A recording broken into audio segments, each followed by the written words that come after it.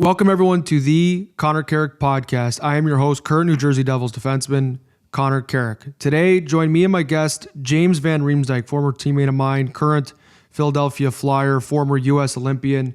We talk about our process around high performance, physically, mentally, spiritually. He is one of the more skilled and consistent goal scorers I've ever played with. I'm truly excited about our conversation today. I learned a lot, some stories about him that I didn't even know prior to today. Let's do this. Thank you again from wherever you're joining us. And now let's go to James Van Riemsdyk.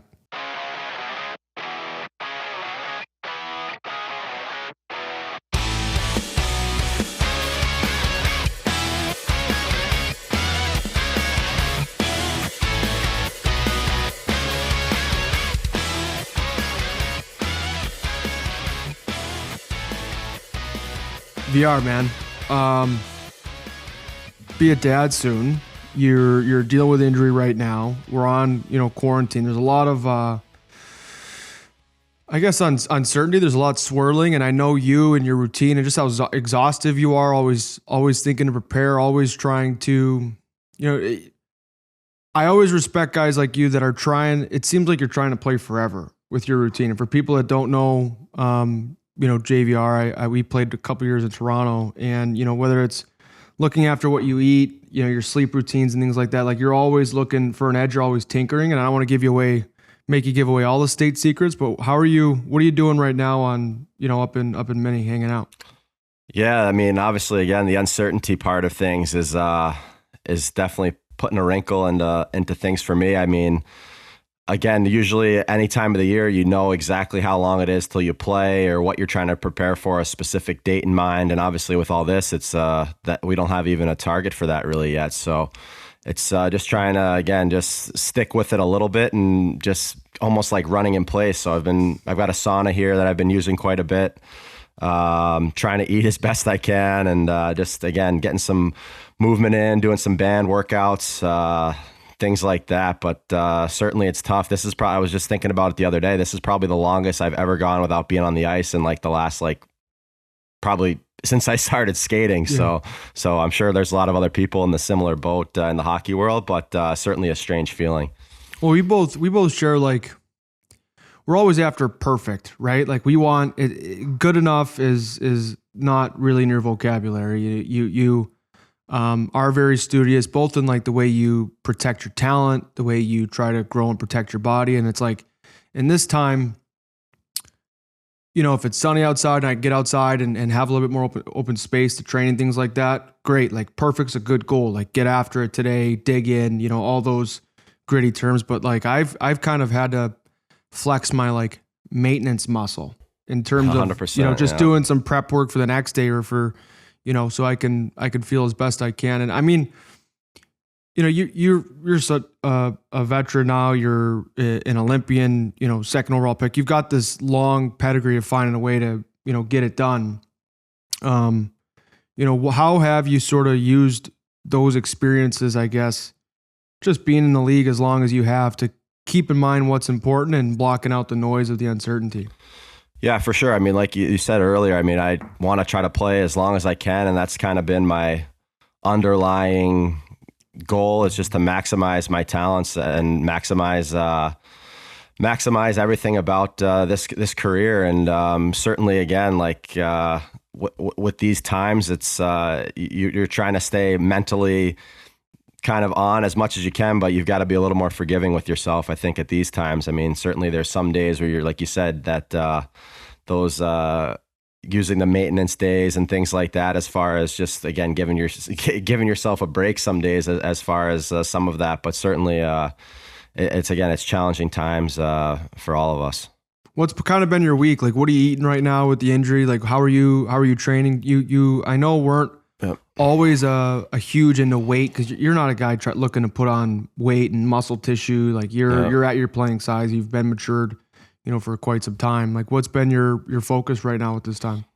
Yeah, I think that's been the one thing my weight has pretty much maintained what it was at when I was playing, so I'm happy with that. But I'm lucky. I'm staying here with my in-laws, and I've got pretty much a gourmet chef and my father-in-law, so he's been cooking up a bunch of the meals, and yeah, that's been pretty convenient and really nice to have.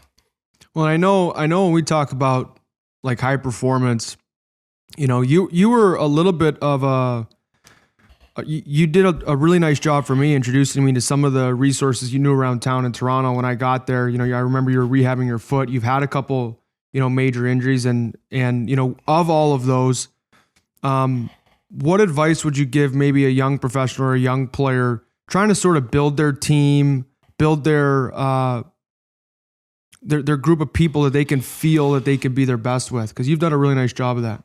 Yeah, I think for me, it's just that I've always had that curious nature, and obviously I'm super passionate about just my career and just maximizing everything about hockey and things like that. So I think just that curiousness or curiosity has led me to down all these different roads and exploring all these different things. And obviously everyone has a different sort of makeup of what works best for them, but I'm willing to try pretty much anything if I think it's going to give me an edge. So I think that's been great in the sense of again, things evolve every single day. So if I'm always trying to find that edge in the sense of what else can give me that extra 1% of improvement. So again, it's led me to a lot of great people over the years, and that's been really, really cool for me from just the learning aspect of learning from all these people and all these different fields and the different things that I can try to apply to my own career and my own health and stuff like that.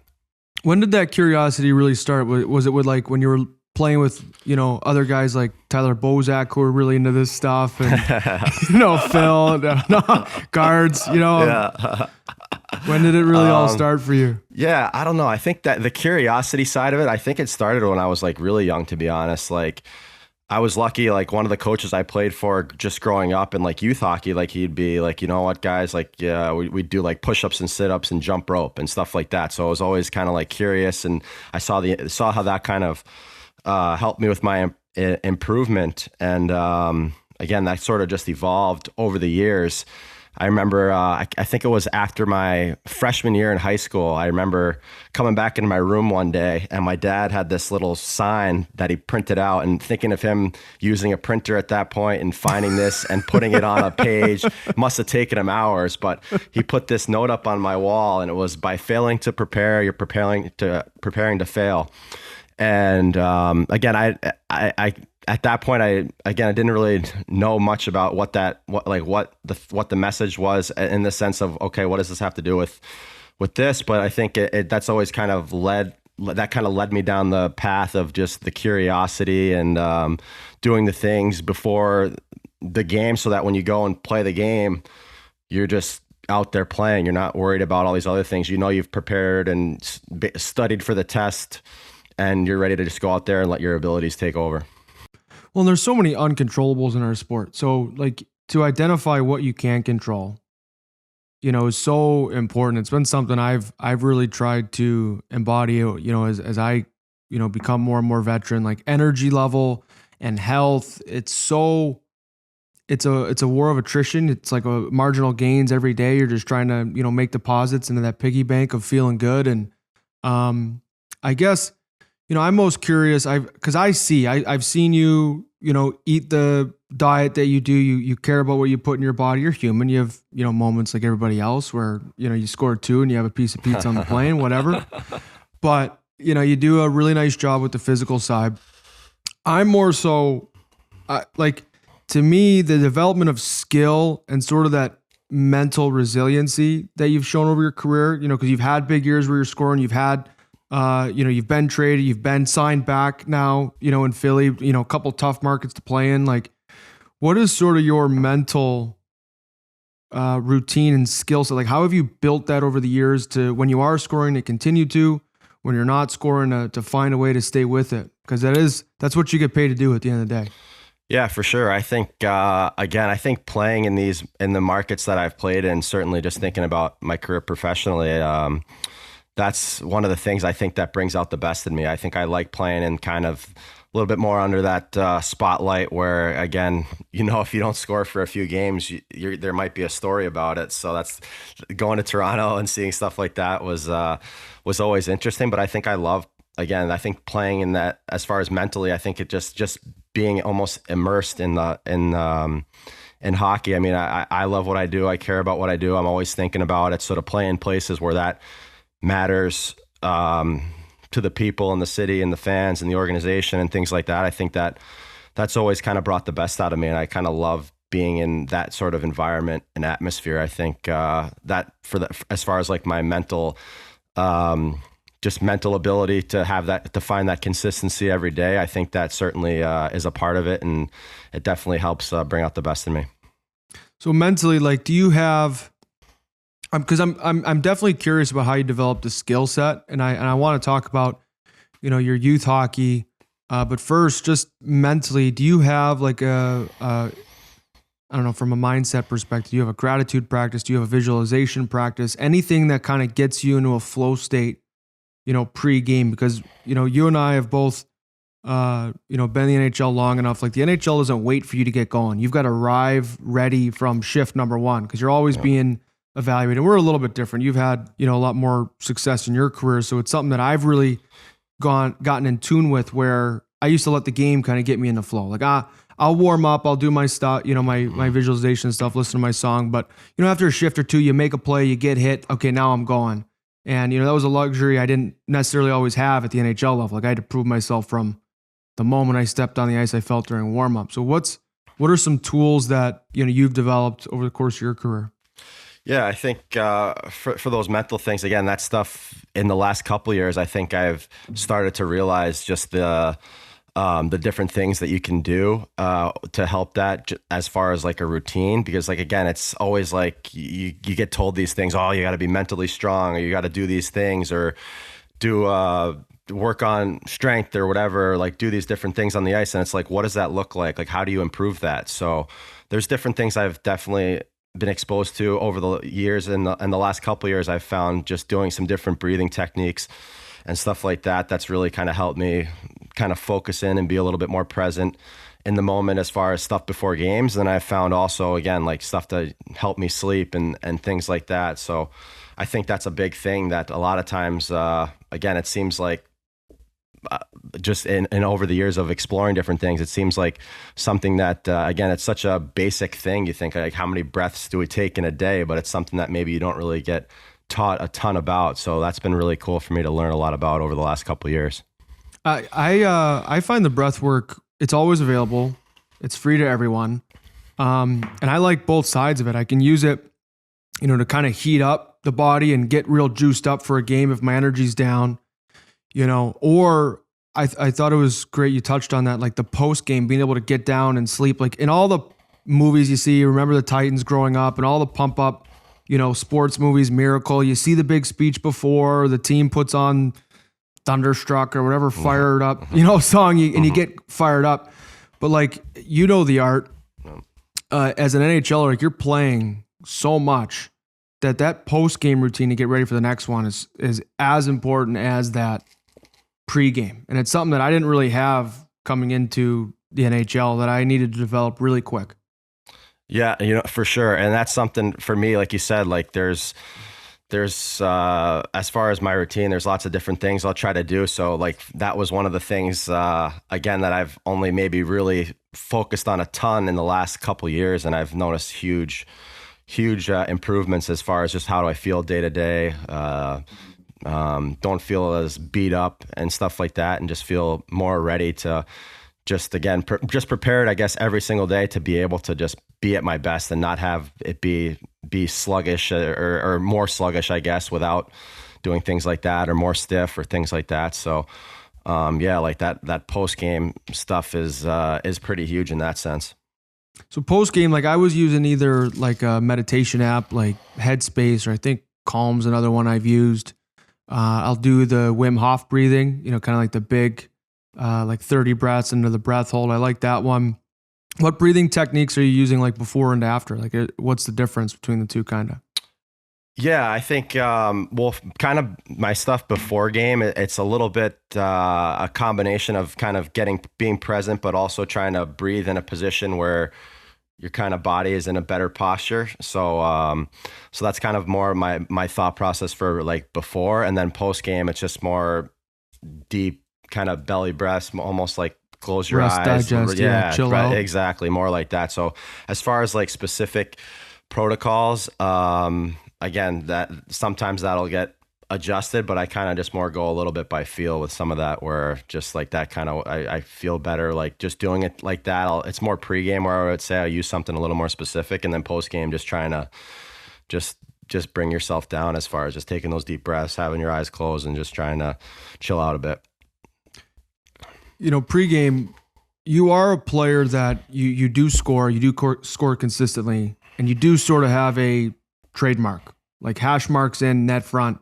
I haven't played with anybody better. Like the next shot I give you waist high that you miss the tip will be the first. Is there like, I don't know, I guess what's your mindset around scoring? Like when you are scoring, what are you consistently doing well? And do you have like any words or cues that you sort of use? So like for me as a D-man, I guess my role's a little bit more versatile. I gotta, do more. And it's a little bit more of like trying to be aware of who I'm out there against, so for me, like one of the things I learned earlier in my career was like, you've got to gap way up and be, beyond the right angle. Like you had to be so aware of where your winger was, because guys blow the zone, so fast. Another thing that I like, I don't really write it on my stick. I don't really like to do that, but, was like, find your box out early. Was, as a smaller guy, had to make sure, I found my box out the dot, because if it got all the way to the net front, it gets more difficult from there. Yeah. And just like our buddy Jake Gardner, I tried to take as much pride as I could in my first pass. And as long as I followed those three things, like my game kind of fell in line. What's kind of your foundation, or like what verbiage do you use with yourself? Yeah, that's a good one. I remember actually the kind of things that I think before the game is just, I'm trying to think which coach. It might've been in an end of year meeting I think I had with Ron Ralston when I played at the US program. He kind of asked me one time, and we were chatting just like, what do you think when you're playing your best, what do you think you're doing? So I kind of thought about it, and then we chatted about it. So I was like, obviously just being competitive, skating, shooting the puck, and then being physical. So I think maybe just with how the game is now, that's kind of some of those things are, obviously the skating aspect is so important now, and the competitiveness has always been important, but I think the physicality part, like certainly it just seems like the time, like you have to finish your checks in the right situations and not necessarily just go chasing for it. But those are certainly things that, again, I think just being like physically in those areas. And for me, it's more, I say that part of the physicality than like going out there running around. But I think that's kind of, again, when I'm at my best, that's kind of how things are going. Well, I just interviewed and talked with Zach Hyman, and both of you, I thought, were interesting in that, like, two of the more consistent players in your roles that I've ever played with. Like, I just felt like playing with you two, very different, in terms of skill set, what you guys do, but like just that clarity with which you tried to play with every night. Was something I always looked up to as I was trying to, establish, my role as a D-man, in this league. Cause it is such an art, learning to, like, you're either in the NHL, there's really, I find, like three types of players. You're either the bona fide, mail carrier, the superstar, the one that, everyone knows is on the ice. The guy that, makes those guys, look really good. So for Hymes, it's more getting the puck back. For those guys, for you, it's like finishing the high end, touch plays around the net, or you're the guy that can defend them, and it's amazing the way the NHL has gotten, more clear with those lanes and just how much more skilled it's gotten. Even since, I know when you came in the league, I came in the league a little after you, but talk about how the game's changed since you started as a young flyer. Yeah, I've again, obviously you have a lot more time now to think about different things, and you see things on Twitter, and they are replaying a lot of old games. So certainly just thinking about some of that stuff in my first team, and just thinking about just the sheer just toughness that we had on that team. Like, we had guys like Aaron Asham, Dan Carcillo, Ian LaPerriere, Riley Cote, just tons of guys that brought like that, just that element of like basically you're not going to mess with our team. So that was my first, like in my rookie year, I played a lot with Aaron Asham and Claude Giroux, and it was awesome having Ash out there on the ice with me, just because anytime anyone even like looked at me, he'd basically switch wings with me, and then he'd have a word with the other guy there. So no, as far as just how that's kind of, I mean, again, just speaking of the difference in the game now, obviously some of that is not as prevalent just game to game. Obviously, I think there's still we still have obviously the fighting aspect. It seems to be now a little bit still those emotional sort of fights when two guys are battling it out and then want to settle things and that sort of stuff. But certainly it's not quite as consistent as it was back when I first started. Well, you are reflective, like, that way. I'm trying to do the same thing. Even watch old clips of, my OHL conference final game against the London Knights was on the other night on YouTube, and I watched like the live broadcast, and it was so much fun to see like some of the different habits, just how different your skating looks over the years, or maybe what, the height of your stick was you were using at that time. But I do want to talk, we never really talked about it until there was one, we were on a father's trip, and I think we were talking about like key memories we had growing up, and I started talking about the Blackhawks Stanley Cup run. And I had totally blanked that you were on that team. Mm-hmm. But looking back, it was earlier in your career, invaluable experience between, the comeback against Boston and then the Stanley Cup final. Like, I don't want to reopen old wounds, but what have you thought much about that?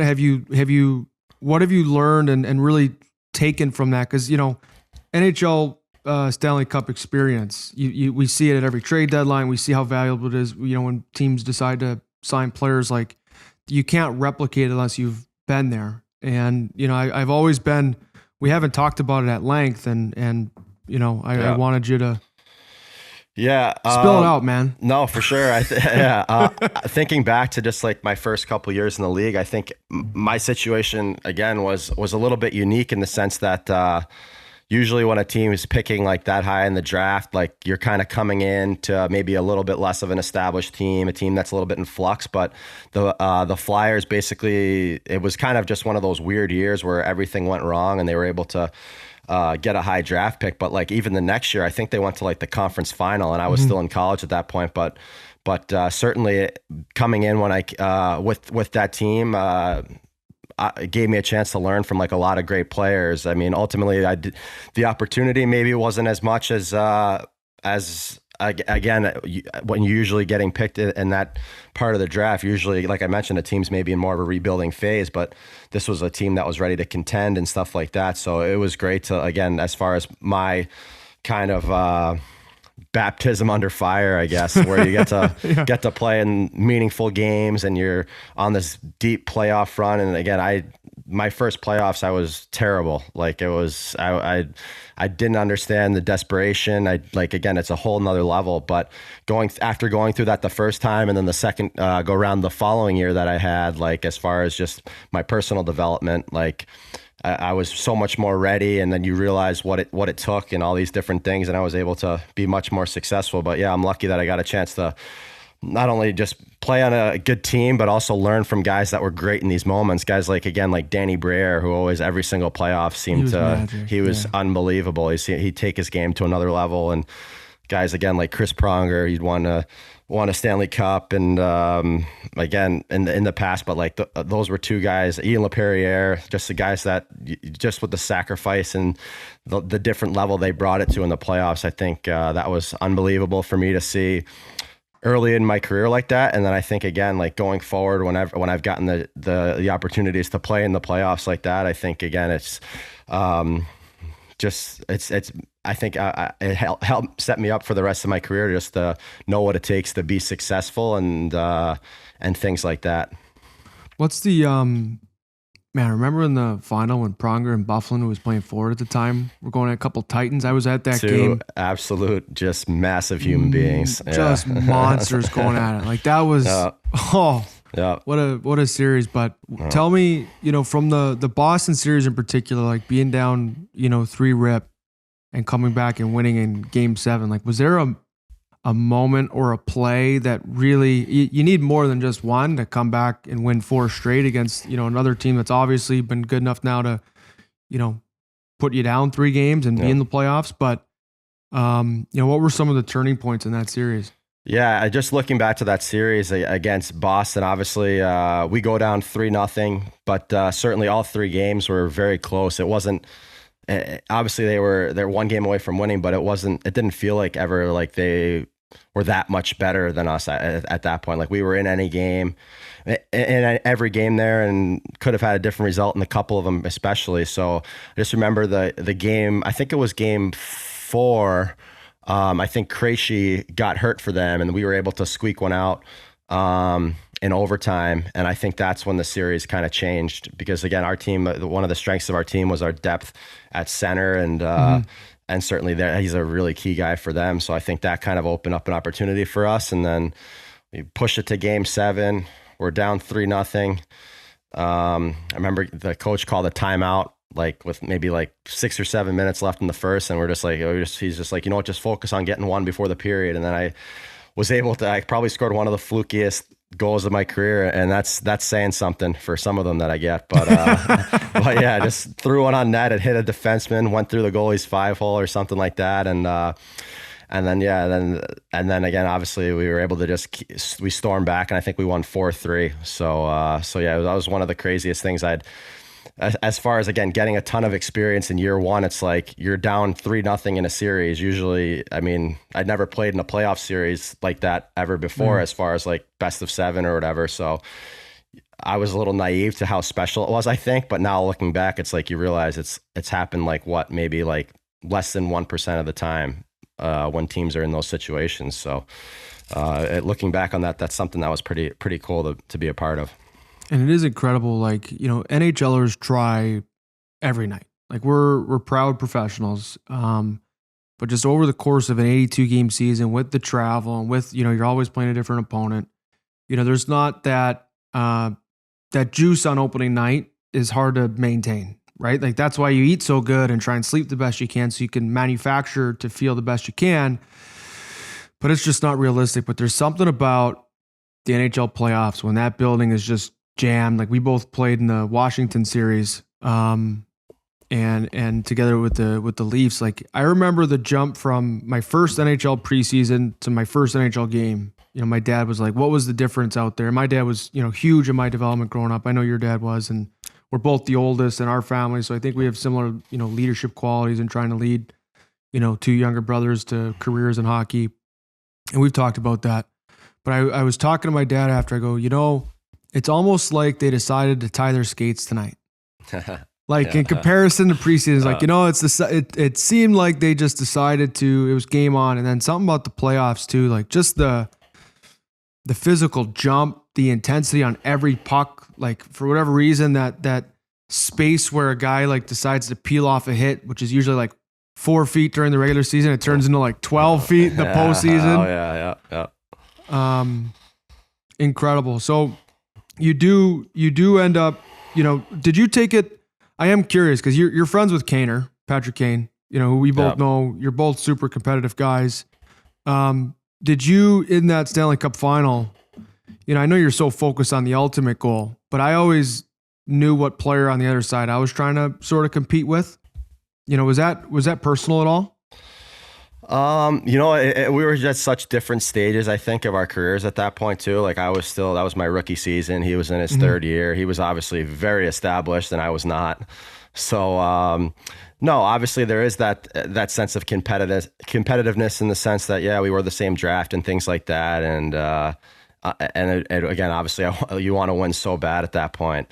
But yeah, obviously he was on the start of a 3 cups in 7 years run or whatever, however many years it was. So yeah, it was a tough way to lose. But again, I think just the experience that I gained from that first season just helped set me up for the rest of my career in the sense of just the different things and the different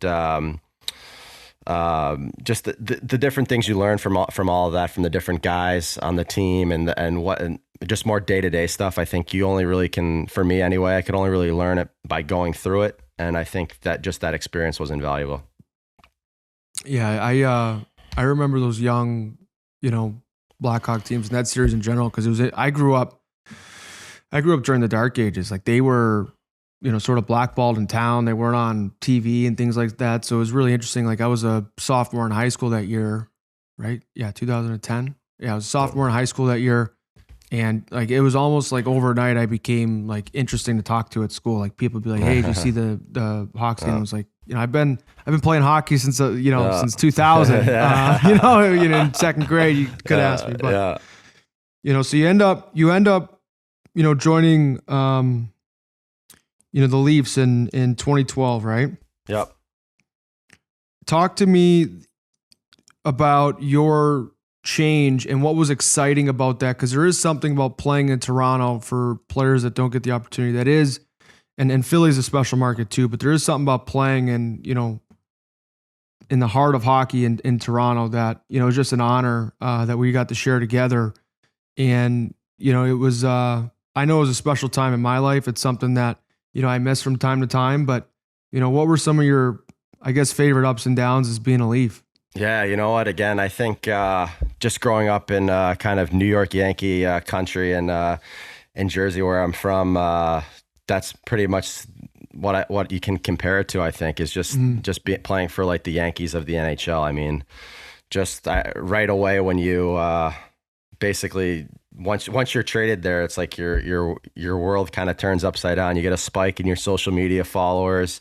All of a sudden, like you become a little more recognizable. I remember driving there actually for the first time. I crossed the border, and I'm jacked up, ready to, like, I'm not too far obviously away from the city, so I'm jacked up. I start to speed a bit, and I end up getting pulled over probably within like half a mile of the border. I'm like, oh, here we go. What a start to this.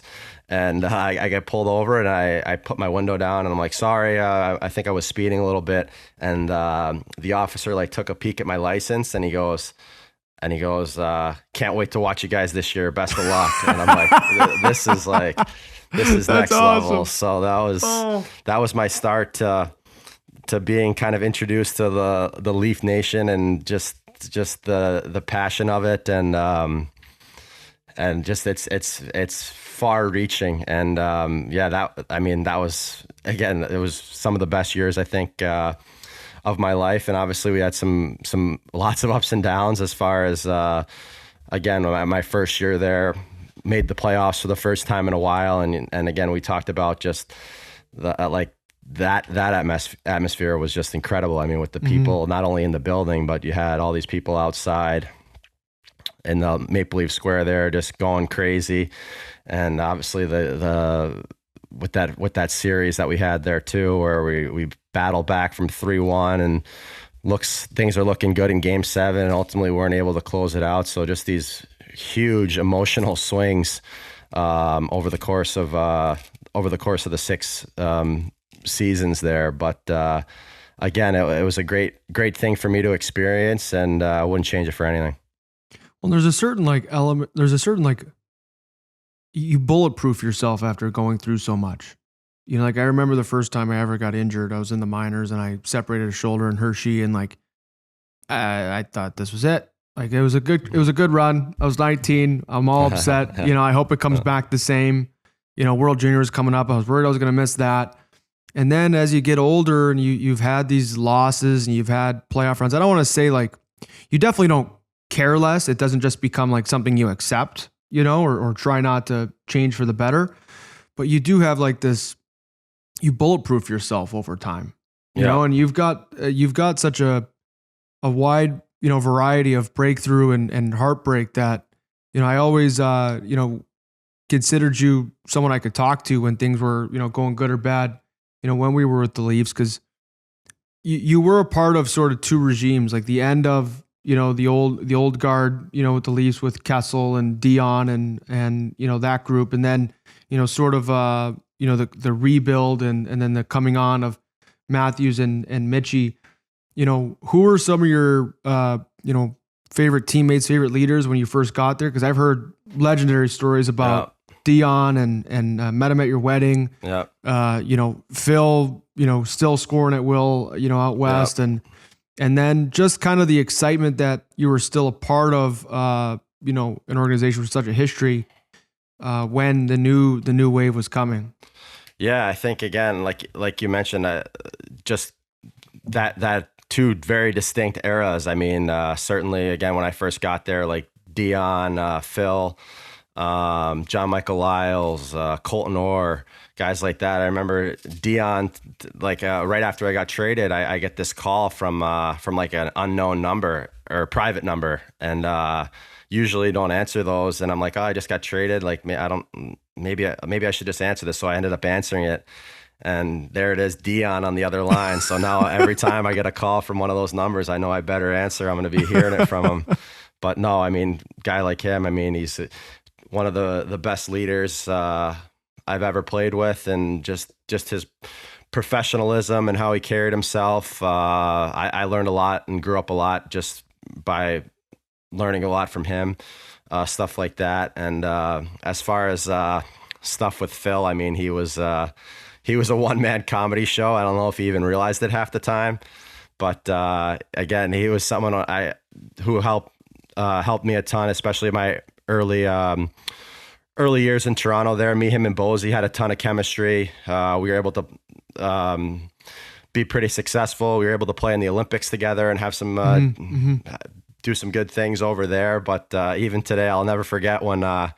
So we played those guys the first time Pittsburgh after he got traded, and again, I like to mess around with him a little bit, just because just try to screw with him a little bit. And off the opening faceoff, I'm lined up against him, and I whack him right on the top of the laces, just to see get a rise out of him. And he doesn't even smile, doesn't do nothing, just looks over at me and he goes, "Don't forget who made you a player in this league." And I was like, I had to keep it together there, pretty good. But no, those guys were pretty classic to play with. And then again, as far as the new regime and stuff like that, that was certainly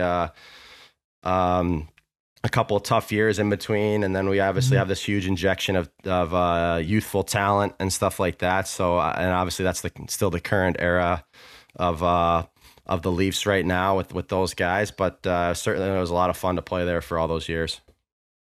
Yeah, it was cool. I remember sort of in the beginning, there was this energy every day, that the team was gonna be, really good really soon, and you wanted to be a part of like who, the brass identified as, okay, this guy's a part of the core, moving forward. And you were a lot closer to, staying there than I was, I think. And, you had a lot of success with those guys as they came in. What young talents, kind of a show too, of just how different the game's gotten, with the youth, being able to play such a skill game right away. Like you were talking about earlier in Philly, the younger player is doing more nowadays. It's cool to see. What do you remember from Sochi? Because that's such a, being a U.S. Olympian. Like I can't think of, the two things you dream of growing up in hockey, right? Like Stanley Cup and to wear your country's jersey. You've almost come really close to doing both, but you nailed the Olympic showing. Talk to me about that. Yeah, I think I remember watching like the U.S. on international hockey just growing up, and then I remember watching a 17-year-old Phil Kessel at the World Juniors, and I think it was in like North Dakota. I remember this guy just flying around and just absolutely dominating. And then again, I got a chance to play at the U.S. program, and then you kind of really realize how much of an honor it is to get to play for your country, and how those opportunities should be cherished and things like that. And then you kind of, at that point, you're like, wow, how cool would it be to be in an Olympics one day?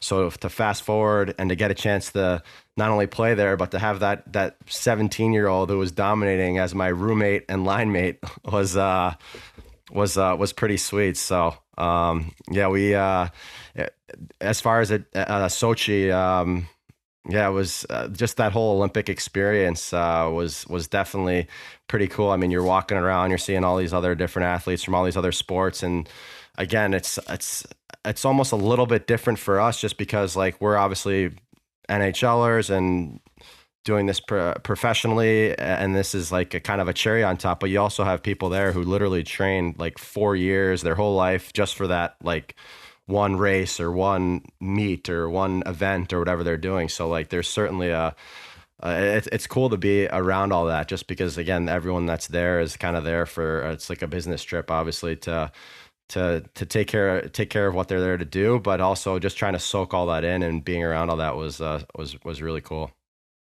That was something. Did you learn anything? Like, were there any sort of like tricks of the trade or athletes at that Olympics that you really looked up to and maintained a relationship with? Because something I've even thought about on quarantine is Olympic athletes. Like we're usually training. If you are out of the playoffs in April, in September, and I mean, gosh, that feels like a huge macro training cycle. You're like, September's forever away. Yeah. But I've tried to channel like, my respect for Olympians who, if they're in the 200 meter or whatever, like they train 4 years for that, minute and a half of prep up to the track meet, and then they run, and it's another 4 years till they really get to the pinnacle of what they're doing again.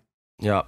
You know what, again, as far as just getting to meet people over there and different athletes, that was a little bit more of a challenge, just because we did show up late and we basically left before. So like the events like the opening ceremony and closing ceremonies, where you probably get a chance to chat it up with some of these people a little bit more, we didn't really get a chance to do that a ton while we were there. But I mean, I'm trying to think, like obviously just with Phil, like his sister was there at the Olympics as well, so it was kind of fun to watch her. And I remember being at the gold medal game where they had that like 140-foot shot at the empty net that hit the post, and then Canada comes down and ties it up, and then wins it in overtime, which was a crazy game to be at. But just again, going to different events like that, I think we went to that. We went to some of the figure skating and stuff like that. But again, you can kind of feel that in the crowd, as far as like I said, it's a little bit different when when it's like kind of like the 4 years of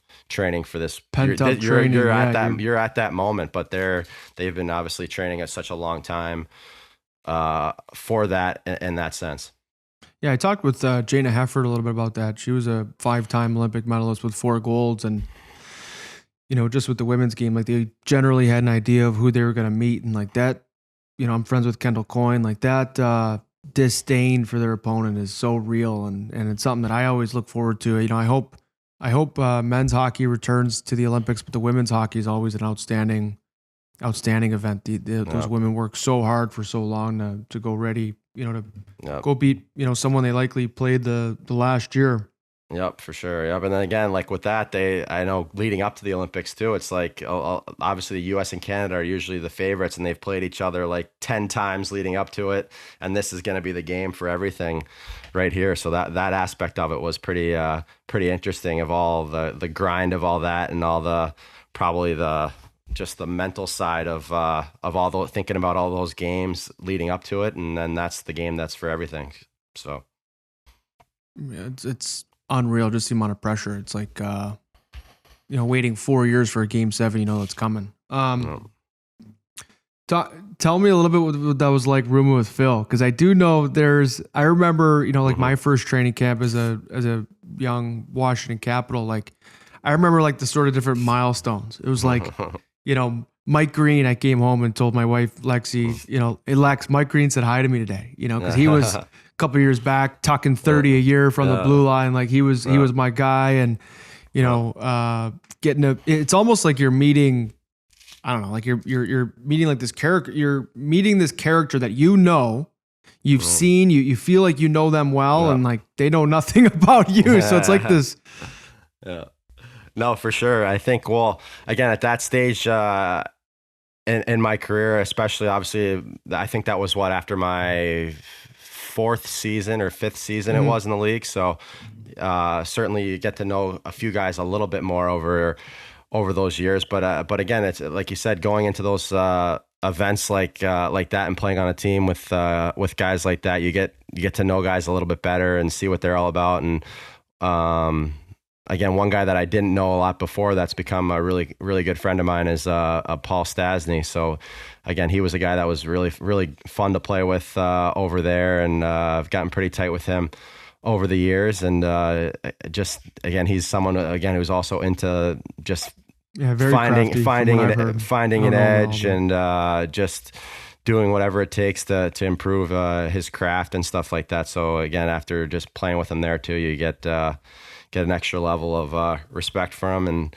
again, with Phil, it was thinking about that year, we had gone into the Olympics on an absolute heater, like with the Leafs, like we were playing super well, like we were scoring a ton and the team was doing well. And then going over to the Olympics, we had some pretty good chemistry going, and then obviously running into just a complete buzzsaw in Canada. I think the game was 1-0 or something like that. But just, again, it's just one of those things, one of those games where that sort of happened. And then coming back from that Olympics, I remember our season did not go too well, and we ended up just falling out of the playoff picture and things like that. So that the other aspect of that was disappointing for sure too.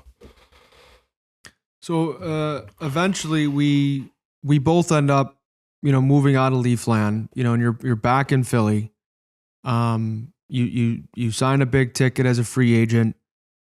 Talk about, your past season and just kind of where your focus is next. Cause I like knowing you. Talking about previous stories is fun. We enjoy it.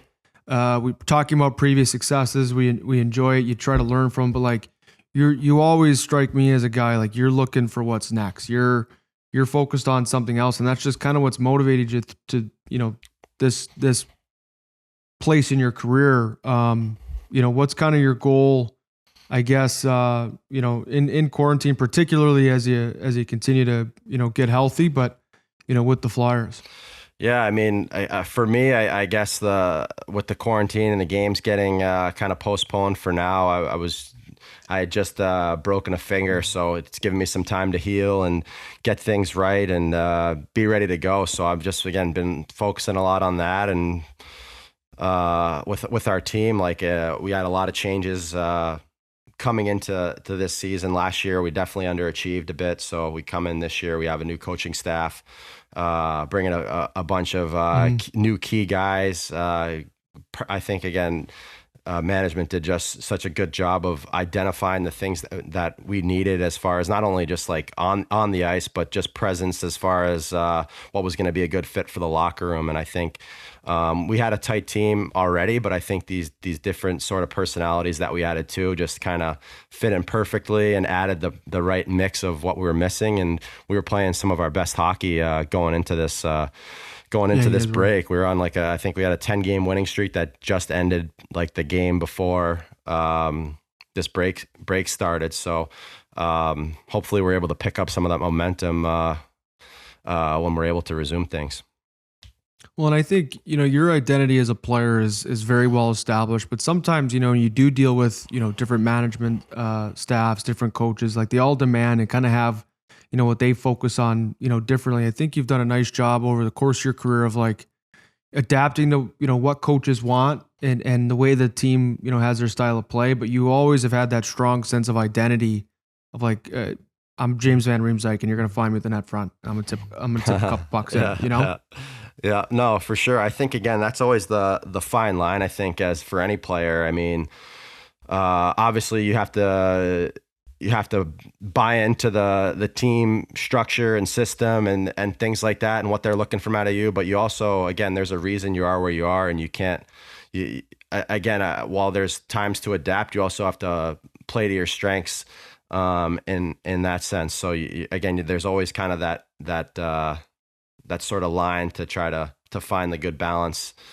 of those things. And again, trying to find that chemistry with different players and stuff like that. So again, that's always kind of the part, I think, especially when you have a new coaching staff, they're always trying to tinker with things to try to find that best mix and the balance that works the best and things like that. So that's always an interesting part about playing for different coaches, and certainly have an experience for playing for a lot of different coaches. I think it's probably been maybe in this is my 11th year. I think it's been like 7 or 8 of them. So there's always that adjustment period, and you try to go through that with a good line of communication and things like that. And obviously everyone wants the same goal, and as far as just being successful and helping the team win. So ultimately having those good lines of communication, I think is so critical. And you see that all the best teams, I think, have all that basically straightened out.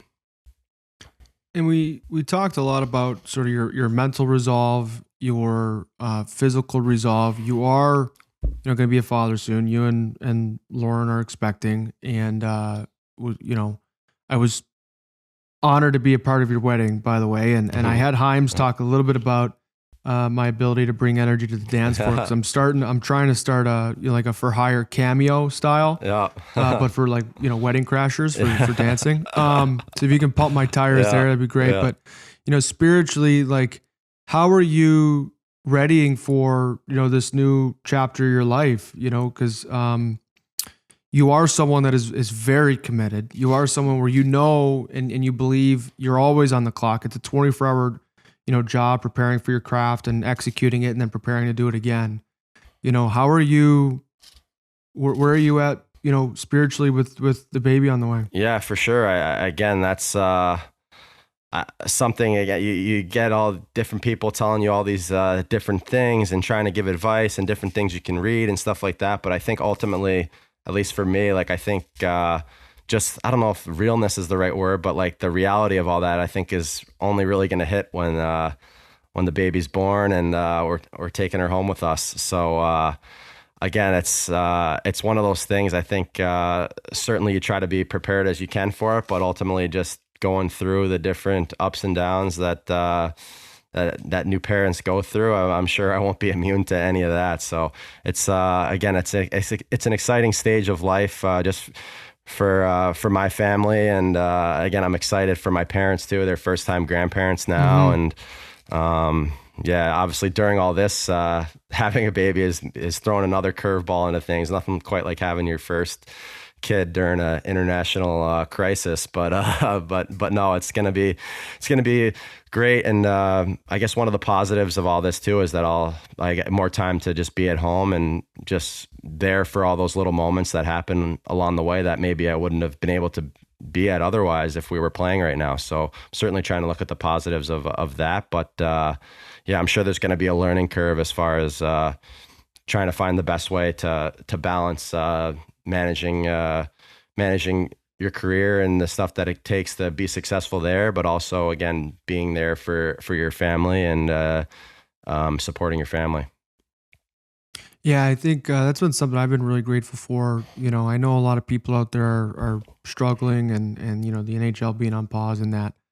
But certainly I've enjoyed it. It's a Saturday morning here as we record. It's raining outside. Did my training this morning. And it's been nice to be able to exhale a little bit with the NHL. Like, you're always on the clock. You're always ready for the next game and getting ready. And even, I mean, you and I are wired a little bit similar in this regard. Even at season's end, it's like 2 or 3 days, and you're getting itchy to you want to keep the hands going.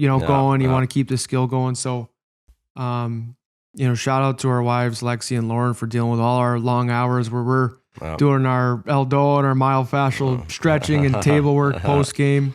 No, I'm really excited for you guys, and I always respected and thanks for your time today, but I always respected the way you went about your craft. I always appreciate like your quiet fire. I remember we used to live right across from each other when we were playing in Toronto, and I asked you for a ride home after one of the plane rides back after the road game. And I was debating, like, it was a really contentious game. I can't remember what the game was. And I'm like, I was kind of unsettled with something with the way, the game had gone down, and wanted to talk with a teammate about it. I'm sitting there, we're both like silent in the car, and I'm sitting there and I'm like, I can't take it anymore. I got to bring it up. I'm like, man, that was bullshit what happened tonight. I couldn't believe that game. And like immediately you erupted. Like you had that quiet fire. You just needed someone else to spark it. Yeah, for sure. And I thought that was really a good step in our relationship. But I always enjoyed playing with you. I got a lot of respect and for the way you've been able to score for so long. And I definitely take you seriously when you're driving the net and I'm trying to cross check you first kind of thing. But VR, thanks for your time, man. Tell Lauren I say hi and all the best with the baby. And this was great, man. It was great to catch up. Alrighty, man. Thanks for having me. I'm excited to see how this podcast evolves for you, and I know you'll do a great job with it. So it'll be fun to follow. Well, I'm glad you found the chord too. I don't think we would have had an issue if it was a bar stool thing, you stoolie. But all of a sudden for my podcast, you're slow getting on. First time on the real mic here, so that's a huge moment for me. Yeah, it's not amateur hour's over, man. Yeah. We're getting dialed in with the audio. Yeah. So awesome. Thanks, man. I do have one final question, and this is kind of an open floor mic question I've been asking every guest is, what is lighting you on fire in the world right now? It can be an athletic endeavor. It can, be about the baby. Can just be talking about the grief in the world, anything. I don't want to, bias you too much, but what's been that one thought that's just tugging on your shirt, something you've been thinking a lot about, something that's been on your, a focus point, a fire point for you? Yeah, I think for me, there's a couple, obviously like having the baby right now, like you're kind of, that's always there as far as like, are we going to have to head, when are we I'm gonna have to be ready on call, obviously, to drive over to the hospital and be ready to roll. So there's always that. But I guess for me now, like most of the country, I'm sure, watching that The Last Dance about the Bulls. Unreal, yeah. So I found, like, obviously just so interesting, all the cast of characters, and just and now I've been reading a bunch of things just about Phil Jackson, just because I think he's got just his perspective, and just reading articles on how he managed, like, again, not only these great talents, but big personalities. And it's so interesting how he seemed to be way ahead of his time in a time where kind of most coaches were a very maybe brash sort of fiery sort of personalities. He came in with this sort of calmness and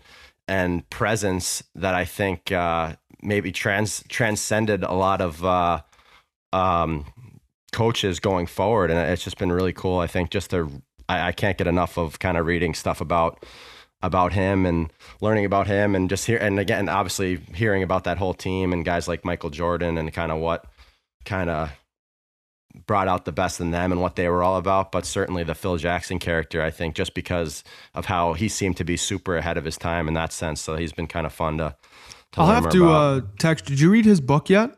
No, that's on the list. Too. Yeah. So I read it, and then I also read like one of the books he recommends in the book, Zen Mind, Beginner's Mind. Mm-hmm. And it's a book I think he recommended to a lot of teammates. It was actually a cool story how I got that book. I was on the Marlies playoff, and a teammate was walking in with a big pile of books, and I said, hey, where are you going with all those? I mean, it was like pile like 12 books, and he's like, sounds like Hyman. It wasn't Himes. It wasn't Himes. But he goes, I'm done reading these books. And I kind of looked at him like, so what are you doing with them? It's like, I don't know. I was probably going to throw them out or something. I'm like, throw them out. You don't throw out a book. Here, I'll take this one. I'd heard of it from Phil's book. I just finished reading because Stuart Percy had recommended it to me when we were roommates, in the playoffs. So and then, honestly, for mindset and just calmness coming to the rink every day, that was some of the clearest thinking, I remember in my career, just whether I was playing well, whether I was playing poorly, just really resilient. I really enjoyed, sort of Phil's, perspective. And Michael, what a competitor. Like, there's something, success leaves clues. And that's been one of the fun things with this podcast is, people that I look up to, pick up the phone and share, an hour or two of their time telling stories of, what they've built their success on. And, Lex and I just watched the latest Lindsey Vonn documentary, last night. And there's so much to be learned about the resolve and the persistence and the passion of the greats of every industry that's honestly where, I selfishly hope what I get out of the podcast is, learning about, some of the greats that I look up to. And then, of course, we're able to, sort of give back to, our different listeners where they apply, our thoughts and our lessons to their own life. So, Reams, thanks, man, for your time. And, I'll text you after Monday when we're both watching, MJ's dock. So super All right, cool. yeah, we'll hot stove it. Yep. All right, bro. Have right. a good rest of your day. All right. Thanks, man. Yep, thanks. Thank you again to all of our listeners here today with the Connor Carrick podcast and my conversation with JVR. Reamer is, one of the higher end goal scorers I've ever played with. He's done it consistently year in, year out. And he's done it for a long time, and he's preparing still to do it for a long time. Really no stone left unturned with him. I loved playing with him. I hope we get another chance to do that, later on in my career. For all of our listeners out there, continue to support local. We need to support our brands and businesses and restaurants, the dream doers in our local communities right now. Try and be a regular somewhere and vote with your dollars so we can help see them through, or the small businesses we know and love, see them through the other side of this COVID-19 crisis. Finally, thank you to everyone who has liked, subscribed, commented. Please continue to share with mom and dad, with your men's league team, with your beer league team. I know my brother, all my brother's college hockey teammates were sending me texts about, parts of the podcast that they liked and, parts where I was stuttering too much or whatever. So I appreciate all the feedback and thank you for sticking with us week in, week out. I really look forward to next week. Thank you for all your efforts to support the continued growth of the Connor Carrick podcast. Thank you.